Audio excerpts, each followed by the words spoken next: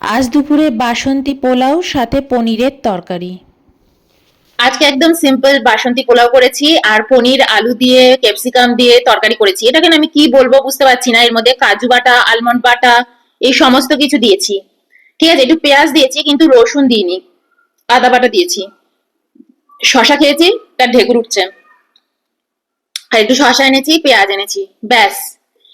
এই আজকে দেখো নতুন জামা পরে বসেছি। তোমাদের মধ্যে একজন না বলে যে তুমি তো এক একদিন এক একটা গাউন পরে বসো, তোমার ইয়েগুলো, ড্রেসগুলো বেশ ভালো লাগে দেখতে। তো দেখো আজকে আমি এটা নতুন পরেছি, কারণ এবছরে না আমি নতুন কিছু পরতে পারিনি। পয়লা বৈশাখের সময়তেও আটকা পড়ে গিয়েছিলাম। ভেবেছিলাম যে কিসের সময় পরবো জানো, ভেবেছিলাম পরে একটা কি অনুষ্ঠান এলো, উম হ্যাঁ, সরস্বতী পুজো, সেই সময়তেও পরতে পারিনি। তো এর জন্য আমার নতুন জামাগুলো সমস্ত কিছু পরেই রয়েছে। আমি ঘরে জামা কাপড় একটু বেশি কিনি, ঘরে থাকি তো। তো ভাবলাম গুরু পূর্ণিমার দিন পরবো, ভুলে গেছি। তাহলে ঠিক আছে, আজকে পরি, তাই পরলাম। তো চলো এবার খাই। হুম, হেবে হয়েছে, দারুণ হয়েছে।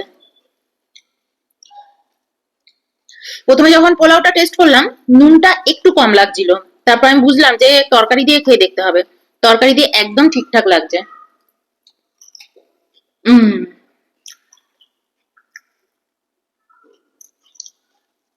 খুব ভালো লাগছে বলো। আর এই যে পনির, পনিরের পিসগুলো এরকম একটু বড় বড়ই দিয়েছি। পনিরটা খুবই ভালো, একটু মাখা মাখা করে করেছি। হুম, ভালো রে। হুম,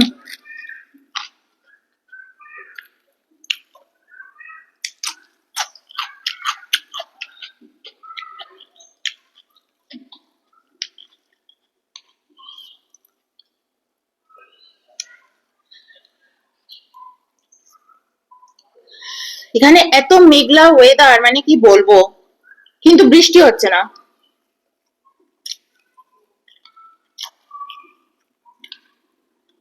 পোলাওটা না এত ভালো হয়েছে, পোলাওয়ের মধ্যে আমি ক্যাপসিকাম দিয়েছি, কাজু বাদাম দিয়েছি, কিশমিশ দিয়েছি, এই যে এগুলো। আচ্ছা, দুটো তরকারিতে মানে পোলাওতেও ক্যাপসিকাম, তরকারিতেও ক্যাপসিকাম।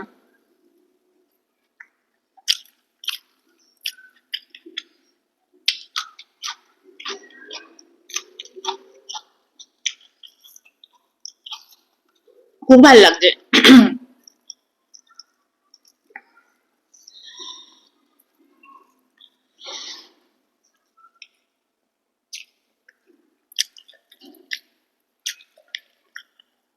আমি মানে তরকারিটা একটু কম কম এনেছি, আর একটু তরকারি নিয়ে নেবো। আনবে? হুম, আনো তো, তরকারি বাটিটা এখানেই রেখে দিই। একটু তরকারি নিয়ে নি, তরকারিটা একটু কম নিয়ে নিয়েছি। হুম, হুম, এই যে তরকারি। তোমাদের মধ্যে একজন আমাকে বলেছো যে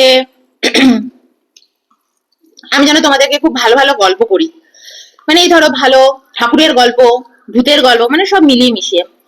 একটা কথা সবার আগে ক্লিয়ার করি, আমি কিন্তু কোনো গল্প জানি না। ছোটবেলা থেকে আমি কোনো গল্পের বই পড়ে বড় হইনি। আমি গল্প পড়া, গল্পের বই পড়তে একদম ভালোবাসতাম না, একদম না, কোনোদিনও পড়িও নি। ছোটবেলায় স্কুলের বন্ধুদেরও বলতাম, আমাকে যা গিফটই করিস তোরা জন্মদিনে, কখনো গল্পের বই তো গিফট করবি না।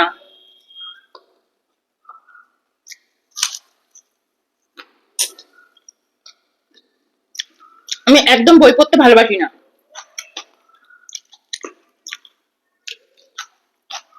এবং এখনো পর্যন্ত, স্টিল নাও, আমি শুধু পড়ার বইটুকু পড়েছি, ডিগ্রি নিয়েছি, পাশ করেছি, শেষ। আমার জীবনের যত নলেজ আমি প্রকৃতি থেকেই নিই, ছোটবেলা থেকেই। আমি সবসময় বলতাম আমাকে যা জানাবে প্রকৃতি জানাবে। কি জানি কেন অনেকে ভাববে যে তুমি ছোটবেলা থেকে এই কথা বলতে। হ্যাঁ, আমি ছোটবেলা থেকে এরকম। আমি যা শিখবো চারপাশ দেখে শিখবো, বই পড়ে কিছু শিখবো না।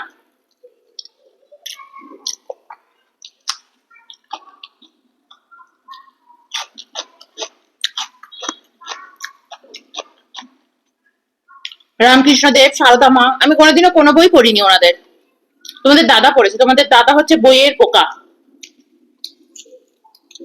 ওর বাড়িতে একটা বড় লাইব্রেরিও রয়েছে ওর ঘরে। ও একদম বইয়ের পোকা। কিন্তু আমি ঠিক তার উল্টো। হ্যাঁ, আমাকে যদি তুমি গল্প পড়ে শোনাও আমি শুনবো, কিন্তু আমি কোনো গল্প পড়েছি আর তোমাকে সেই গল্পটা এখানে বসে আমি উগরাবো, আমি সত্যি বলছি আমি কোনো গল্পের বই পড়তেও ভালোবাসি না। আর আমার মনে হয় আমাকে কোনো বই কোনো নলেজ দিতে পারে না। তো আমি নিই না।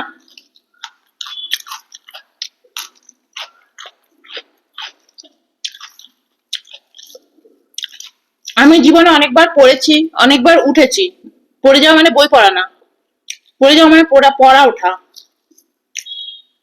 কিন্তু ওই রবীন্দ্রনাথ ঠাকুরের নিরুপমা এই ওই সেই এই পড়ে আমি জ্ঞান নেব, বা বিবেকানন্দ, সুভাষচন্দ্র বোসকে পড়ে আমি জ্ঞান নেব, আমি সত্যি বলছি আমি কোনোদিনও পড়িনি, ওনাদেরও পড়িনি। আমি জীবনে এমন অনেক কাজ করেছি লাইফে, আমি দেখেছি মানুষ আমাকে খুব ছোট করেছে, মানুষ আমার সাথে খুব খারাপ ব্যবহার করেছে, তখন আমি বিবেকানন্দের বই খুলেছি আর তোমার সুভাষচন্দ্রের বই খুলেছি যখন আমি জীবনে প্রবলেমে পড়েছি, যে আমার সাথে এরম ব্যবহার করছে, আমি তো সৎ পথে আছি। তো ওনারা হলে কি করতেন, তখন আমি ওনাদের বই পড়ে নলেজটা নিয়েছি, দেখেছি যে কি করতে হবে আমাকে এখন। কিন্তু ওনাদের বই হাতে নিয়ে ঘুরবো আর তোমাদের সামনে বলবো যে দেখো এবার আমি এই বইটা পড়ছি, বুঝতে পারছো তো এই বইটা আমি কতটা গিলবো, তো আমি এরকম নই। কার লাইফে কি হয়েছে, বিবেকানন্দ যা করেছেন ওনার লাইফে, আমি কি তা করতে পারবো? পারবো না।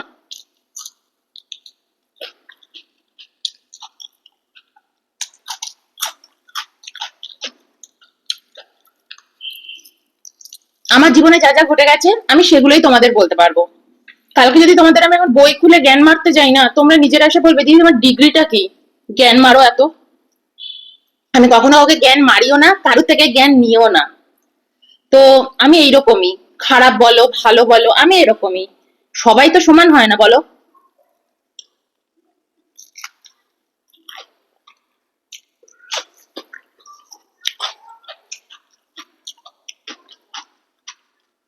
জীবন আমাকে প্রচুর অভিজ্ঞতা মানে দিয়েছে, প্রচুর অভিজ্ঞতা। আমার আর বই পড়ার দরকার নেই গো।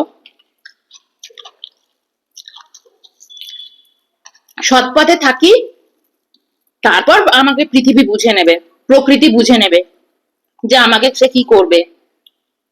অত জ্ঞান নিয়েই বা আমি কি করব, জীবনটা চালানোর জন্য আমার যতটুকু প্রয়োজন আমি ততটুকুই নিই।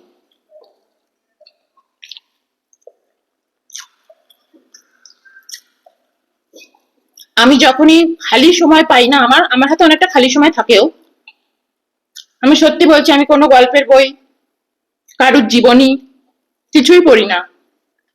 আমি চুপ করে শুধু বসে থাকি, আকাশের দিকে তাকিয়ে বসে থাকি ঘন্টার পর ঘন্টা, কোনো কিছু চিন্তা করি না, মোবাইলও দেখি না, কিন্তু আমি বসে থাকি। এটা আমার ছোটবেলা থেকে এটা আমার মধ্যে রয়েছে, কিছু কিছু সময় আমি এরকম বসে থাকি।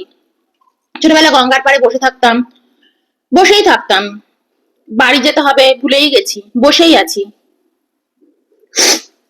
বন্ধু নেই, বান্ধব নেই, কেউ আমাকে খুব একটা পছন্দ করতো না।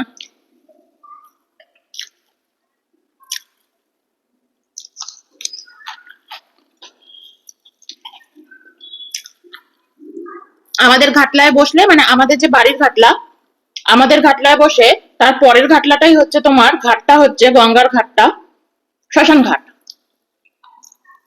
এক সময় আমাদের ঘাটে এরকম করে চুপ করে বসে বসে গঙ্গার দিকে তাকিয়ে তাকিয়ে শ্মশান ঘাটে চিতা জ্বলতো, এরকম করে দেখতাম। দেখতে দেখতে আমি কোথায় হারিয়ে যেতাম, কত কিছু মাথার মধ্যে চলতো, সেগুলো ভ্যানিশ হয়ে যেত। কিন্তু আমার কখনো মনে পড়ে না যে আমি কোনো মন খারাপ হয়েছে বা জীবনে এমন কিছু হয়েছে আমি বই পড়েছি। সত্যি বলছি হয়তো বই পড়লে অনেক ভালো হতো, আমি অত জ্ঞানী হতাম। আমি অত জ্ঞানী নই, আমি একদম মূর্খ। তো আমি এইভাবে আমার লাইফটাকে চালিয়েছি, আর আমি সারা জীবন একটু মূর্খই থাকতে চাই, এইভাবে আমার জীবনটা চলতে চাই। ওই রামকৃষ্ণের বই, সারদা মায়ের বই ও আমি পড়ি না গো। আমি মাকে খুব মানি, খুব মানি, বই পড়ি না। তোমার দাদা অনেক গল্প করে, সারদা মায়ের গল্প করে, রামকৃষ্ণ দেবের গল্প করে, ওগুলো শুনি, খুব ভাল লাগে। আর নিজের সাথে মিল খুঁজি, বুঝলে, নিজের সাথে মিল খুঁজি।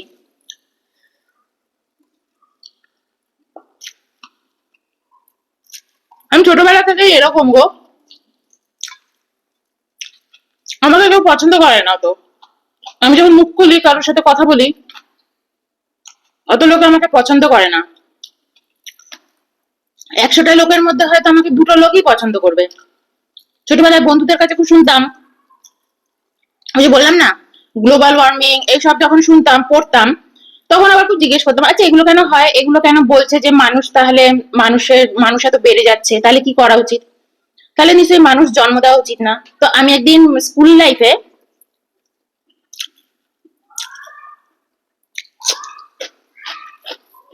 ওই 9-10-এই পড়ি, তখনই তো মনে হয় ওগুলো পড়তাম। তো একদিন আমি জাস্ট এমনি বলেছিলাম, এমনি বলিনি, পড়া হয়ে গেছে, টিচার চলে গেছে ক্লাস থেকে, পরের টিচার আসবে, তার মাঝখানে বলেছিলাম যে আমি না কোনোদিনও বিয়ে করব না, আর বাচ্চা কাচ্চাও নেবো না, যদি বিয়ে করিও বাচ্চা কাচ্চা নেবো না। তো আমার যে ক্লাসে যে বান্ধবীরা ছিল খুব হেসেছে, খুব হেসেছে, বলছে তোকে তো তোর শ্বশুর বাড়ি থেকে ঘাড় ধাক্কা দিয়ে বের করে দেবে, আর তোর বর আরেকটা বিয়ে করবে তুই যদি বাচ্চা না নিস।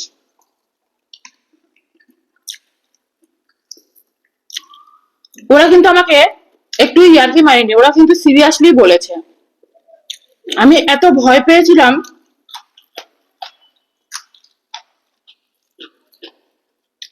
আমি বলছি বৈজ্ঞানিকেরা তো বলছে বাচ্চা নেওয়া উচিত নয়, লোক সংখ্যা বেড়ে যাবে, আর আর তোরা বলছিস যে যদি বাচ্চা না নিই তাহলে শ্বশুর বাড়ি থেকে তাড়িয়ে দেবে, বর আর একটা বিয়ে করবে, তাহলে আমি কি করব? সবচেয়ে ভালো হয় বিয়েই করবো না। তা ওরা আরো হাসছে, বলছে তা আবার হয় নাকি? কোথায় থাকবি, বাপের বাড়িতে?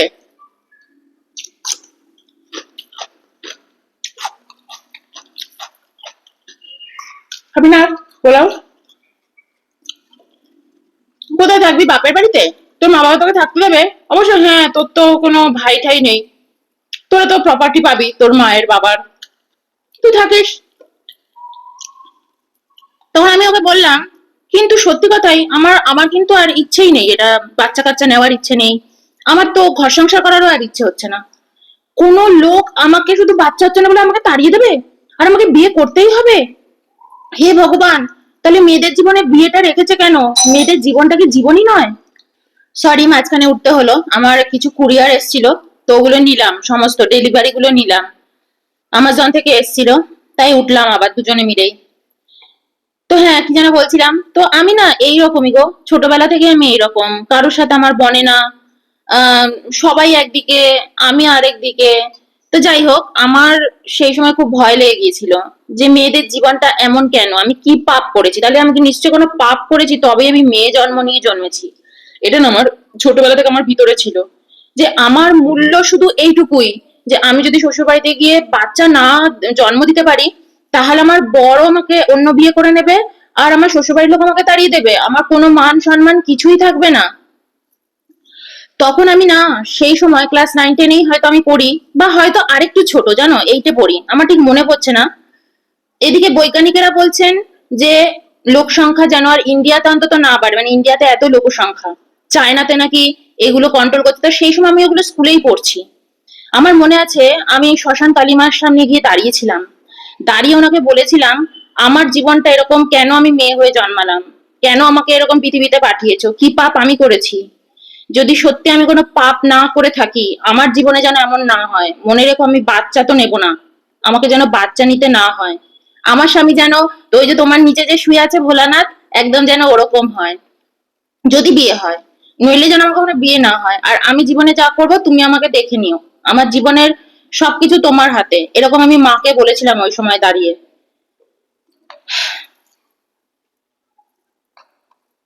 আমাদের শ্মশান কালীমার ওখানে দাঁড়িয়ে। এবং দেখতেই পাচ্ছ আজকে আমি জীবনে যা করেছি এইভাবেই আমার হয়েছে।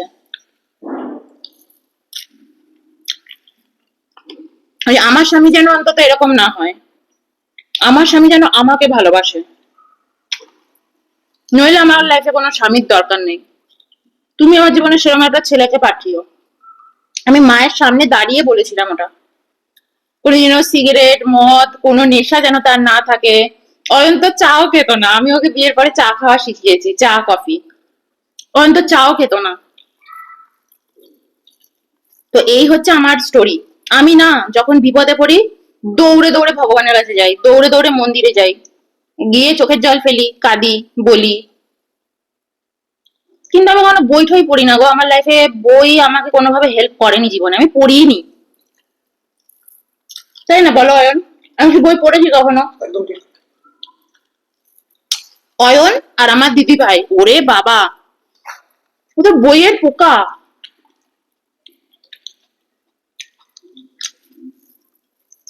তো আমার কাছে যদি তোমরা কোনো গল্প জানতে চাও, এরকম হবে না গো, আমি কোনো বই খুলে গল্প বলবো, হবে না গো।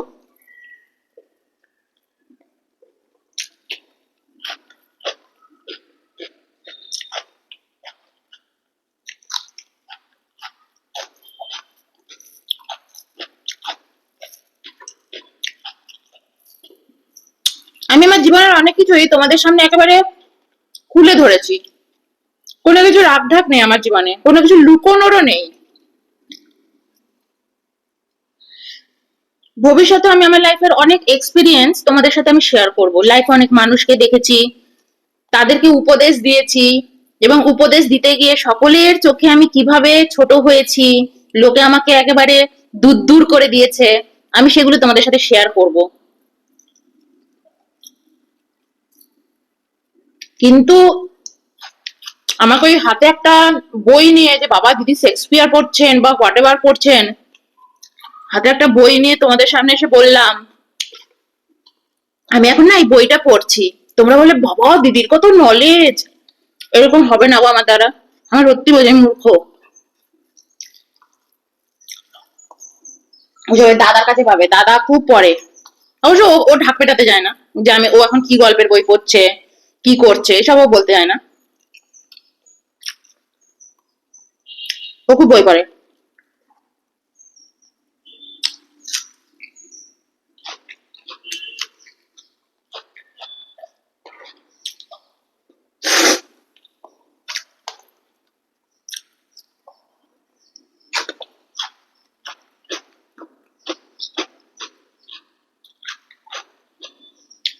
বিয়ের আগে যখন তোমার দাদাকে বলেছিলাম না যে আমি কিন্তু বাচ্চা কাচ্চা নিতে চাই না, কিন্তু সবাই কি বলবে, সবাই তো আমার উপর খুব রাগ করবে, আমাকে খারাপ বলবে। তখন তোমার দাদা সারদা মায়ের গল্প আমাকে বলেছিলেন, মানে বলেছিল, সারদা মা স্টোরি আমাকে বলেছিল যে তুমি এই বলছো। সারদা মাকে কত লোকে কত বাজে কথা বলেছিল, তো কি আছে, নিজে যেটা করবে মনে করবে সেটা তাকে স্থির থাকবে।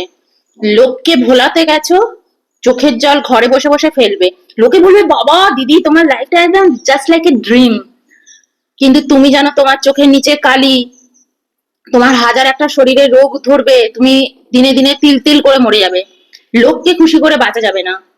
তো তোমার দাদা এগুলো আমাকে বলেছিল।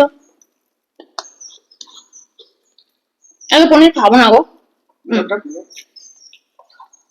তো চলো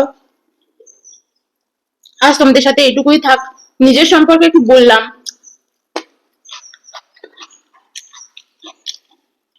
আমি এত জ্ঞানী নই।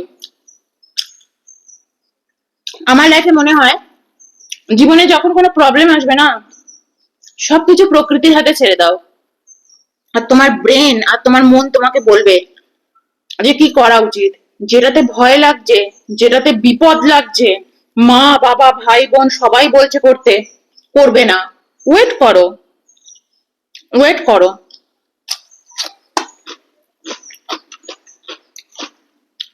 কোনো বইয়ের পাতায় কিছু পাবে না, চুপ করে বসে থাকো, প্রকৃতিকে জিজ্ঞেস করো, মেডিটেশন করো, নিজের সাথে কথা বলো, আর সবকিছু প্রকৃতির হাতে ছেড়ে দাও। সর্বদা সৎ থাকো, নিজের কর্মে সৎ থাকো, কারোকে দুঃখ দেওয়া, কষ্ট দেওয়া, কারোর জীবনে ইন্টারফেয়ার করা বন্ধ করো।